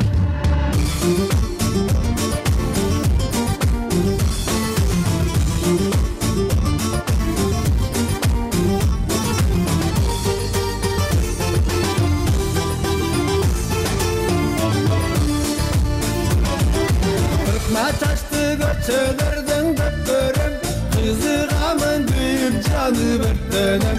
Қиялымда жанашамын бір басып, 50 жашта менмін чалық көпкөгім. Шектенбесін көргөн білген жақындар, шеріктешімімді бар асыл жар. Суырып алам чечекейің десең да, сұлуларға сұқтануған ақым бар. Сұлуларға сұқтануға ақым бар. Шектенбесін көргөн білген жақындар, шеріктешімімді бар асыл жар. Суырып алам чечекейің десең да, сұлуларға сұқтануған ақым бар. Сұлуларға сұқтануға ақым бар.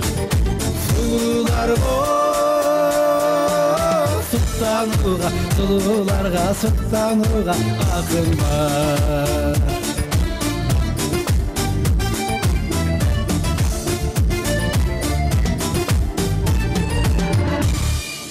Чоң рахмат. Байке, тойғыланып, той бергеніз қуанып дейді. Рахмат. Айтқаныңыз келсін, кетпей тұрыңыз, приз бар сізге.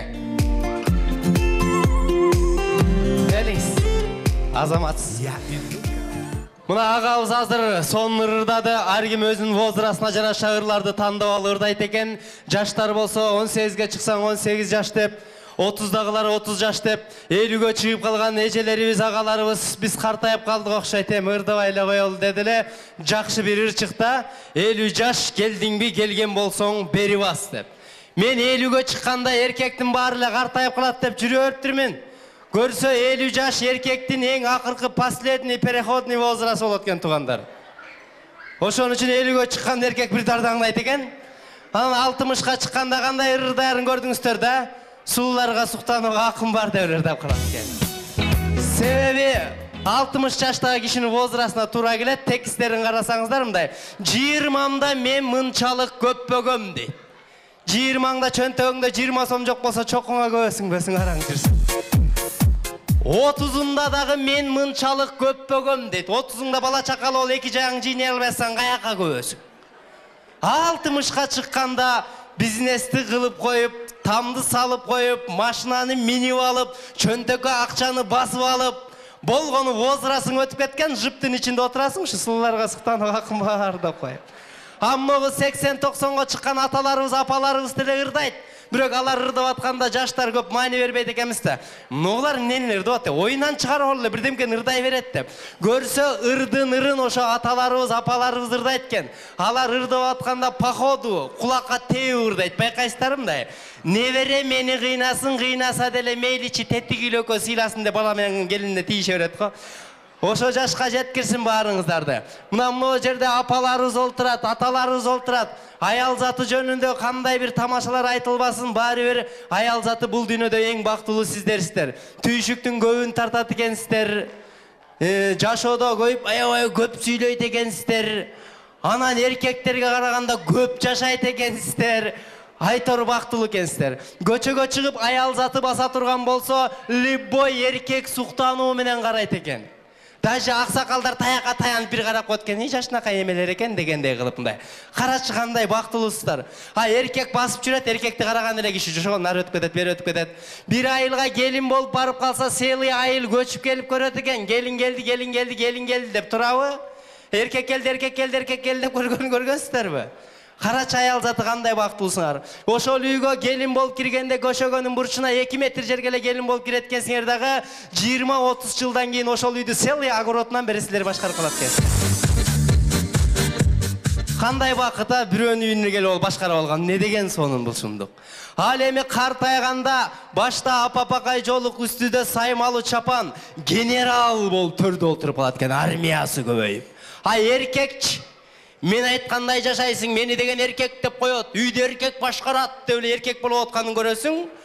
60-тан ашкандан кийин любой эркегин качагар болуп калат экен туугандар. Жанагы генералдын качагары мештин түбүндө эле көмүр салып коюп эле көзүн жылтыратып эле генералды карап эле ашыкча эчтеке сүйлөй албай калат. Ушу көз менен эле түшүнүп калган кези болот экен мындай. Жаш кезинде көбүрөөк косяк кетирип алган эркектер генералды вообще карай албай калат экен. Кечке от жагат ошо жерде отуруп алып. Ал эми генерал болуш үчүн аял заты булар армия топтойт экен. Армияны эркек өзү эле топтоп берет экен. Мына чуркап жүргөн бала чаканын бардыгы бүт апасынын сөзүн сүйлөйт экен. Атасынын сөзүн сүйлөгөн аз эле болот экен. Себеби дегенде ушундай саясат кетет экен. Апалар генерал болуш үчүн балаларды чоңойтуп атканда өздөрү мээрим төгүп, жакшы көрүнүп, эркелетип, анан аталарды жаман көрсөтүп чоңойто баштайт экенсиздер, апалары. Себеби байкап калдым да, мында үйдө бала чака чурка ойноп атканда апалар ордунан турат дагы өздөрү жаман көрүнгүсү келбейт. Акырын чуркаба. Азыр атаң ойгонуп келсе ширагың чагып коет, жөнө тур деп элечи мындай. Байкуш эркек уктап жатып эле жаман көрүнө баштайт экен баягы жердечи. Анан ошо атам жокто кенен ойноп алайын деп дагы нары бери чурка ойносо, анда да коркутат экенсиздер, бурч-бурчтан чыга калып. Шашпа. Атаң келсин жумуштан.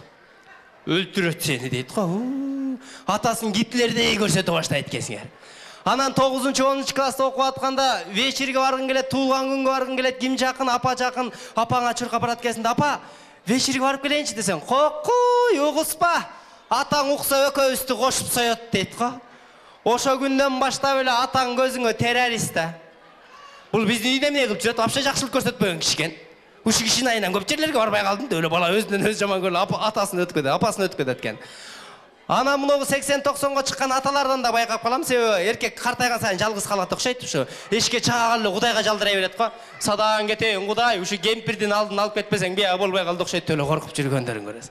Албетте мунун баары тамаша сөз го. Аталардын темирдей катуу тарбиясы, апалардын мээримдүү жумшак тарбиясы аралашканда гана акыл эстүү, зыңкыйган уул кыздар тарбия алып чоңоет экен. Аталарыбыз эч убакта качагар болбосун. Мына мынтип төрүбүздө олтурсун. Качагарлыкты мына биз кылалы. Biz atalarga kızmat kılsak, bizdin ballar bizge sözsüz kızmat kılar.